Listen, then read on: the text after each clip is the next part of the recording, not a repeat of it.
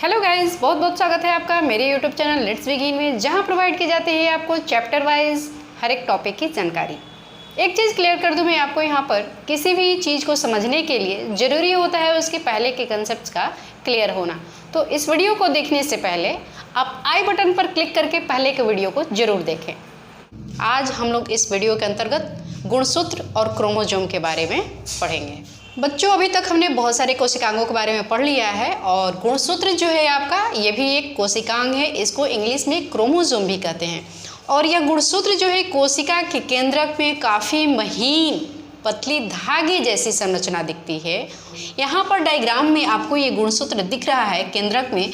जो आकार यहाँ पे आपको नज़र आ रहा है, यह कोशिका के विभाजन के समय में दिखता है। इस तरह की आकृति जो है कोशिका विभाजन से पहले नहीं दिखती है। जब कोशिका स्थिर अवस्था में होती है, रेस्ट स्टेज में होती है, उस समय धागे जैसी संरचना होती है। कुछ इस तरह का ये स्ट्रक्चर आपको नज़र आता है, उलझी हुई नज़र आती है। और ये जो गुणसूत्र है हमेशा जोड़े में रहते हैं। और जो ये दोनों गुणसूत्र जोड़े में आपको दिखाई दे रहे हैं, ये एक दूसरे से काफ़ी सिमिलर होते हैं, काफ़ी समान होते हैं। और ये आपके डीएनए और हिस्टोन से बने होते हैं। इसके बारे में डिटेल में पढ़ने के लिए आपको आगे की कक्षाओं में मिलेगा। बच्चों, ये गुणसूत्र की संख्या जो होती है किसी भी जीव में फिक्स होती है। जैसे हम लोग हैं, ह्यूमन बीइंग, मानव हैं, तो जितने भी मानव हैं उसमें क्रोमोसोम की संख्या क्या होगी? फिक्स होगी, समान होगी। और जो मानव में क्रोमोसोम की संख्या होती है वो 46 होती है। और आप यहाँ देख रहे हैं कि क्रोमोसोम जो है कैसे रहता है, पेयर में रहता है, जोड़ी में रहता है। और यहाँ पर संख्या की बात कर रहे हैं तो 46 लिख रहे हैं। लेकिन अगर आपसे पूछा जाएगा कि कितने जोड़ी मानव कोशिकाओं में गुणसूत्र पाए जाते हैं तो बोलेंगे 23 जोड़ी। ठीक है। ड्रोसोफिला की देखिए, यहाँ पर ड्रोसोफिला भी एक तरह की मक्खी होती है, उसमें गुणसूत्र की संख्या 8 होती है। कितने जोड़ी होती है तो बोलेंगे कि 4 जोड़ी होती है। मकई के पौधे में 20 गुणसूत्र पाए जाते हैं। पेयर की बात की जाएगी तो 10 पेयर बोलेंगे, 10 जोड़े बोलेंगे। टमाटर के पौधों की कोशिकाओं में 24 गुणसूत्र और आलू के पौधों की कोशिकाओं में 48 गुणसूत्र। जब कभी भी आपसे कहीं क्वेश्चन इस तरह का मिलेगा गुणसूत्रों की संख्या पता करने के लिए, तो ध्यान देंगे वहाँ पर कि क्वेश्चन में क्या है, गुणसूत्र की संख्या पूछी जा रही है या गुणसूत्र की जोड़ी पूछी जा रही है। अगर जोड़ी की बात होगा तो वहाँ पर ध्यान से उस क्वेश्चन को करेंगे, और संख्या की बात होगी तो फिर उसको उस हिसाब से करेंगे। बच्चों, यही वो गुणसूत्र है जो हम सब लोगों में डिफरेंसेस क्रिएट करता है। हम सारे एक दूसरे से बाय फेस, बाय अपीयरेंस अलग अलग दिखते हैं ना। इन्हीं गुणसूत्र की वजह से माता पिता के गुण जो हैं बच्चों में आते हैं। जैसे कोई आपका सहपाठी है तो बोलते हैं कि बिल्कुल मम्मी की तरह दिखता है, इसकी आंखें बिल्कुल पापा की तरह हैं। तो ये सारे जो चीज़ मिलती हैं अपने माता पिता के गुण बच्चों में, इस गुणसूत्र की वजह से ही होती है। एक वंश से दूसरे वंश में गुणों का ट्रांसफ़र होता है। बच्चों, एक चीज़ और क्लियर कर दूं मैं यहाँ पर, जो ये मानव की कोशिकाओं में 46 गुणसूत्र की बात कर रहे हैं हम, या 23 जोड़े की बात कर रहे हैं, किसी रीजन से ये जो गुणसूत्र की संख्या 46 या फिर जोड़े की बात कर रहे हैं जो 23, अगर कम हो जाती है या फिर ज़्यादा पाई जाती है तो फिर जो कोशिका होगी उसका प्रॉपर्टी, उसका गुण जो है सामान्य कोशिका के गुण से बदल जाएगा। और जो हम मानव हैं उसमें कुछ विकृतियां आ जाएंगी।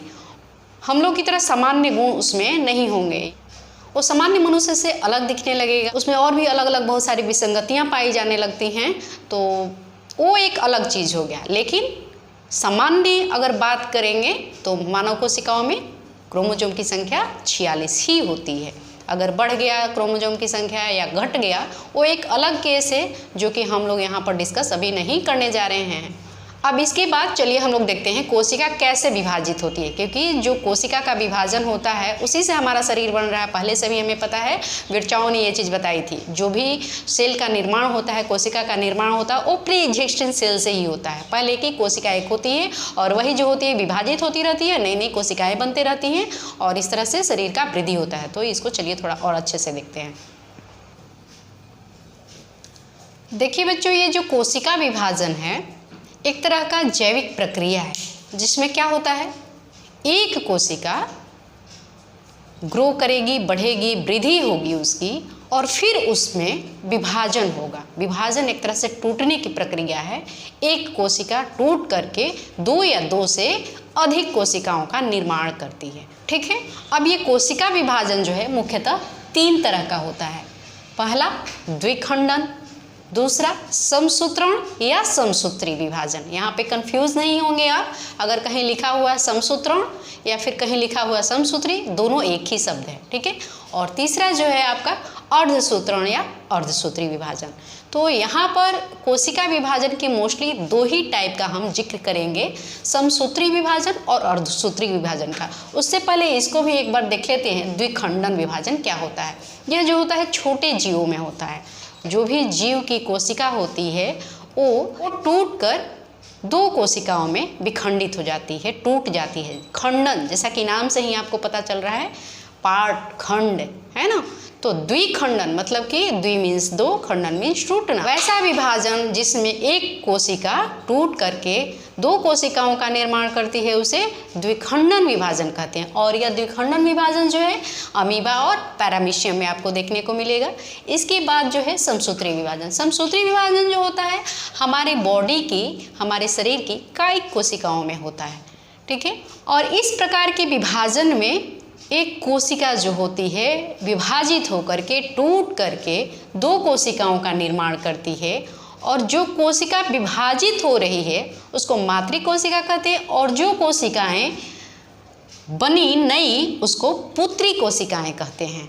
तो यहाँ पर बच्चों थोड़ा देखेंगे डायग्राम को क्लियरली। या जो मातृ कोशिका है यहाँ पर आपको क्रोमोजोम की संख्या जितनी दिख रही है उतनी ही पुत्री कोशिकाओं में भी क्रोमोजोम की संख्या नज़र आ रही है। कोशिका विभाजन के समय का ये डायग्राम के थ्रू आप दृश्य देखिए तो इससे आपको क्या पता चल रहा है, पुत्री कोशिका में गुणसूत्र की संख्या उतनी ही है जितनी मातृ कोशिका में है। इसके बाद जो है अर्धसूत्री विभाजन, इसके डायग्राम को भी आप थोड़ा ध्यान से देखें। ये अर्धसूत्री विभाजन जो होती है जनन कोशिकाओं में होती है, और जंतुओं में जनन कोशिकाएं कौन सी होती हैं, शुक्राणु और अंडाणु। शुक्राणु मेल के केस में और अंडाणु फीमेल के केस में जनन कोशिकाएं होती हैं, इसको याद करेंगे आप। और पादप कोशिकाओं में जनन कोशिकाएं होती हैं मेल में, उसको पुंकेसर बोलते हैं, जो फीमेल में होती है उसको स्त्री केसर बोलते हैं। और सूत्री विभाजन जो है फिक्स है कि इन्हीं जनन कोशिकाओं में होएगी, बाकी कायिक कोशिकाओं में तो समसूत्री विभाजन हो रहा है। और देखिए डायग्राम में यहाँ पर जो अर्धसूत्री विभाजन हो रहा है इसमें मातृ कोशिका से जो पुत्री कोशिकाएं बन रही हैं इसमें गुणसूत्रों की संख्या में आपको अंतर नजर आ रहा है।